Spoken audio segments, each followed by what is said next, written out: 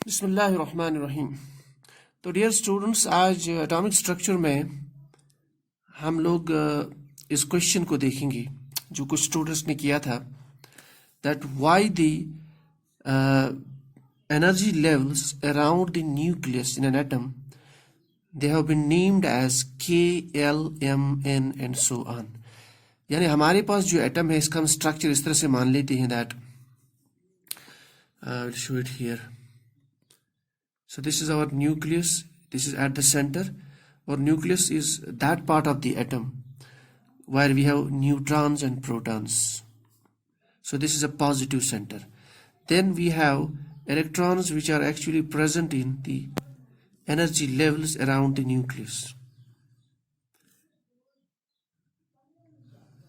ठीक, so ये एक हमारे पास एक मॉडल है। तो ये जो इलेक्ट्रॉन्स है which are present in these energy levels, उसके लिए हमने कहा था for this energy level it is designated by the principal quantum number n, where that n the one which is closer to the nucleus, जो nucleus के closer है उसको नाम दिया गया n इज इक्वल टू, यानी n इज इक्वल टू 1। फिर ये जो उसके बाद वाली लेवल है n is equal to 2 and then n is equal to 3 and so on and so on. आप बना सकते हो उसके आगे यहाँ से। So this is n is equivalent to 4। तो क्वेश्चन ये है कि हमने कहा था बिकॉज एटॉमिक स्ट्रक्चर में जब n इज इक्वल टू 1 की जो एनर्जी लेवल है जिसका quantum number n is equal to 1 है उसका नाम है k, इसका एज ए k शेल और k energy level. n is equal to 2 it's called as L, n is equal to 3 it's called M, and n is equal to 4 it's called N and so on। So the question ये है कि why it has been named that K, L, M, N। और किसी student ने ये भी कहा कि why we have written them as a capital letters। अब देखिए, पहली बात ये देख लेते हैं हम कि इसका आंसर इतना कोई साइंटिफिक नहीं है, but then there is some reason, तो दैट विल डिस्कस। देखिए, फर्स्ट ऑफ ऑल ये जो हम कैपिटल लेटर्स बना लेते हैं, लेट अस से कि हमें कुछ लिखना हो, एक rough example we say that कोई भी क्वेश्चन हो जिसमें कोई क्वेश्चन हो, लेट अस से वी हैव तो आई विल से दैट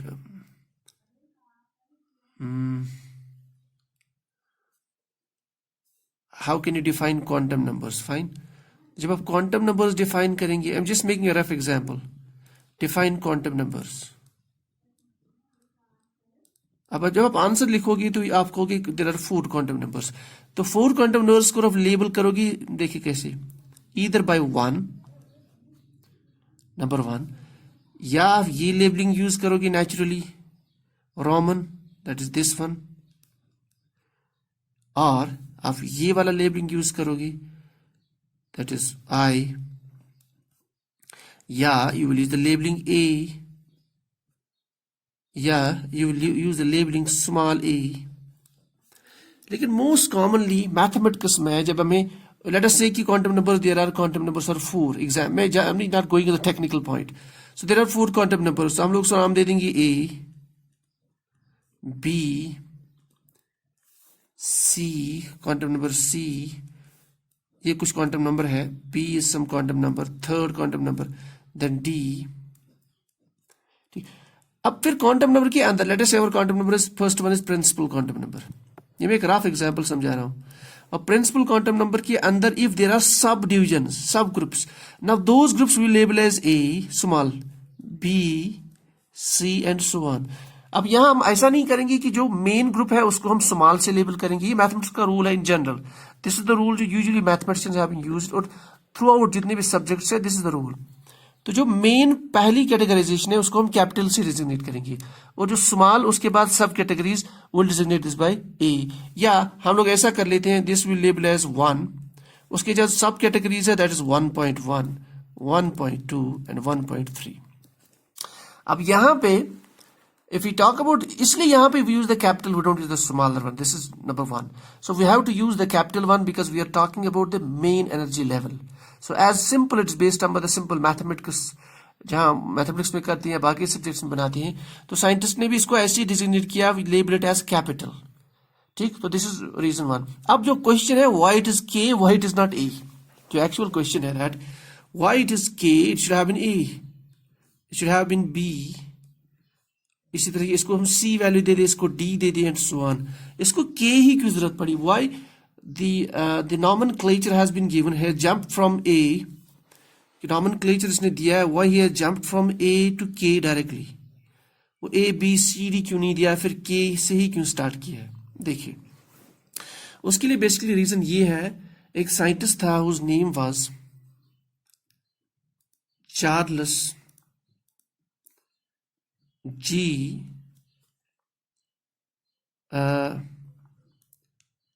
बाकला. ये एक्चुअली स्टडी कर रहा था X rays. So he was studying basically the X rays. अब मुझे यहाँ थोड़ा सा, ये एक बड़ा टॉपिक है बट मैं इसको शॉर्ट कर लेता हूँ. How can you generate the X rays? X ray generation के लिए बहुत सिंपल फॉर्मूला ये है कि आपके पास जो एटम है, this is our atom, we know now, these are the energy levels, and then we have nucleus at the center, and we know there are electrons, they are present in the subshells, and then within subshells we have the orbitals, so there are electrons are present. तो generation के लिए ये formula है कि हमें इस ये जो एटम है, कोई सा भी एलिमेंट का एटम लीजिए, we have to bombard this with a fast moving electron. Remember this. X-ray generation के लिए we have to bombard this atom with a fast moving electron. वो कैसे fast moving electron बनाया जाता है, how we generate that, that's a separate topic that will not discuss here. उससे क्या था, अगर उसकी एनर्जी ज्यादा होगी then it will go inside the atom. If the energy is less then it will go up to this only. If the energy is very very high, it can go up to this core of the atom. ठीक? So let us say that its energy is very high, it has reached here. उससे क्या होता है, it collides, since it's itself an electron, it collides the electron here in the orbital. उससे क्या होता है, collision से the result is that this electron gets knocked. ये बाहर चला जाता है, electron gets knocked out. जब यहां से इलेक्ट्रॉन बाहर चला गया, now this we have void here, एक होल बन जाता है यहाँ पे, एक void.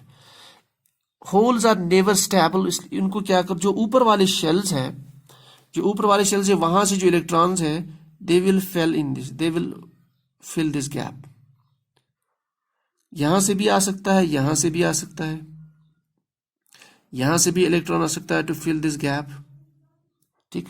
अब see, if electron jumps from this level, so this is your 1 2, this is 3 and this is 4 principal quantum number.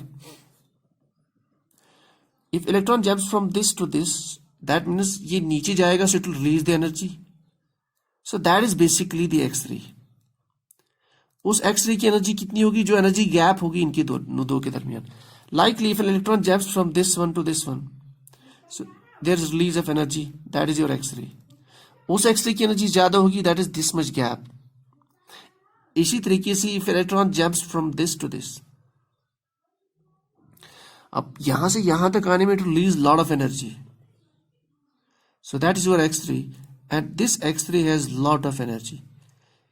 तो this is how the X-ray is generated. तो जब वो स्टडी कर रहा था, क्योंकि उस टाइम पे इतना स्ट्रक्चर, क्वांटम मैकेनिक्स उतनी डेवलप नहीं थी, एटम का स्ट्रक्चर इतना क्लियर नहीं था, बस ये there was a concept that कि एटम के जो न्यूक्लियस के आसपास there are some energy levels, subshells, orbitals, फिर उनकी शेप, इतना क्लियर चीजें नहीं थी. सो उन्होंने क्या किया, he got 2 rays. So what he obtained is that, उन्होंने देखा that he achieved 2 types of rays, 2 X-rays. One is, this is high energetic, इसकी एनर्जी ज्यादा थी, और the next one जो इसकी रे थी, so उसकी एनर्जी थोड़ी कम थी, तो that is slightly less than was. So what he did, he named this as, this one is high alpha. उन्होंने कहा इसको अल्फा देना चाहिए, ठीक यार, A. Then this one, it's called beta or B. And उन्होंने ये not assume, उन्होंने इसका नाम A दिया कि it is highly energetic. इसलिए मैंने कहा था जब हम नेमिंग स्टार्ट करते हैं, we start with the first alphabet. और क्वेश्चन ऑब्वियस है कि यहाँ पे भी हमें एनर्जी लेवल्स का नाम देना चाहिए था, A B C Y K L M N, that we will reach. तो उन्होंने इसको A B नाम दिया. सो उससे ये एस्टैब्लिश हुआ कि उसने ये कहा कि जो एनर्जी लेवल नीचे, यानी अगर जो ए वाली है, चूंकि इसमें एनर्जी बहुत ज्यादा, that means electron jump from higher energy level to the lower one, जो न्यूक्लियस के वेरी क्लोजर है, so we call that A. Next one शायद ये भी पॉसिबल था that it jump from this to this, तो उसके बाद ये जो एनर्जी लेवल है उसके ऊपर ही नेम्ड एज बी, तो इसको ही उसने बी नाम दिया, तो this was called A, this was called B. उसे पता चला कि बेसिकली न्यूक्लियस के आसपास there are energy different energy levels. तो देन ही थॉट दैट, उन्होंने ये सोचा कि एक्सपेरिमेंट के हिसाब से since he achieved only 2 energy states, तो ये भी पॉसिबल है शायद फ्यूचर में technology get is developed, then it is possible कि may be somebody will generate the energy higher than this, somebody will achieve energy higher than this, ठीक। now if they will achieve higher than energy this, what they will name it, already उन्होंने name दिया है इसको A, तो where he will go, A के नीचे कोई alphabet नहीं है, तो where he will go, now that's a question। so that means उन्होंने क्या, he wants to keep a room there for future, room, एक गुंजाइश रखना चाहते थे, room for future,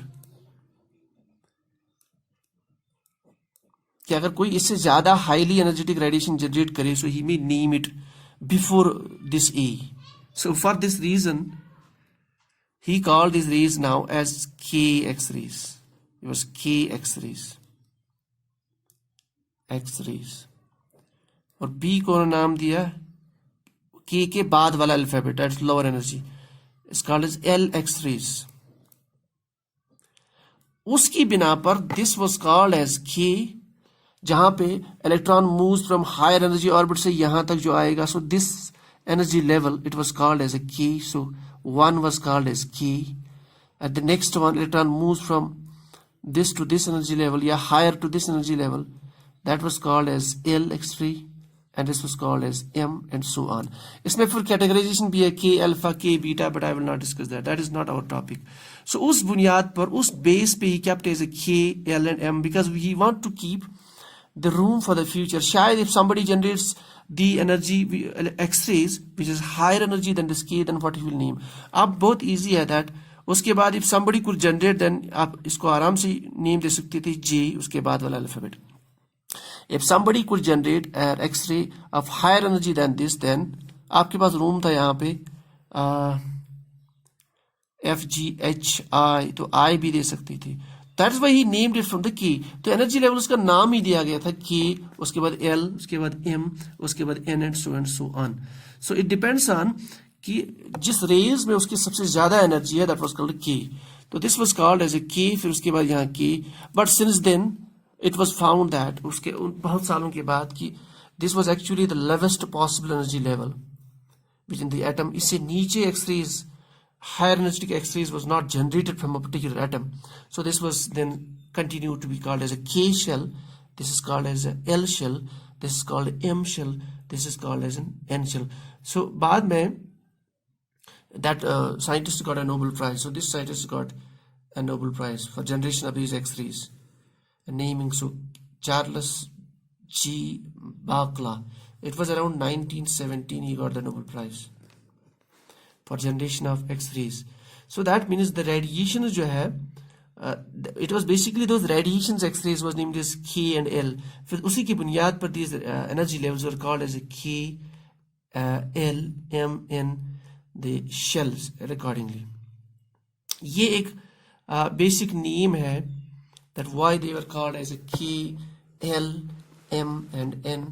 so N means when the one which is closer to the nucleus, that can be called as a K. The one which is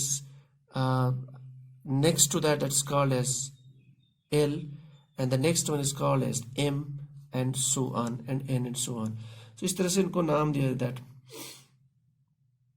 so क्योंकि K के case में electron यहाँ से निकलता था, तो जो ऊपर वाला इलेक्ट्रॉन है, that was occupying this energy level at this space, and that released the energy। and then in case of the next energy level, that it can occupy here, and then here.